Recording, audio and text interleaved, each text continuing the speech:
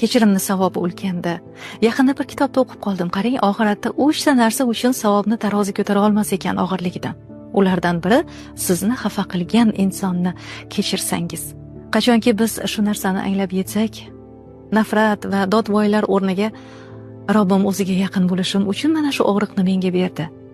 Yo mehrligim, nimani menga tushuntirmoqchisan deb savolni javobini o'zingizdan qidiring, ishoning topasiz.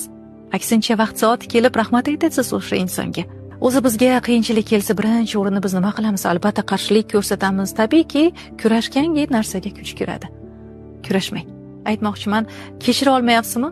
Bag'rim yonyapti, kechira olmayman deyapsizmi? Unda o'zingizni ham, birovlarni ham aldamang. Tan oling, ha, hozir kechira olmayapman, jahlim chiqyapti deb o'zingizga vaqt bering.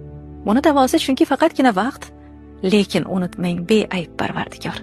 Insonki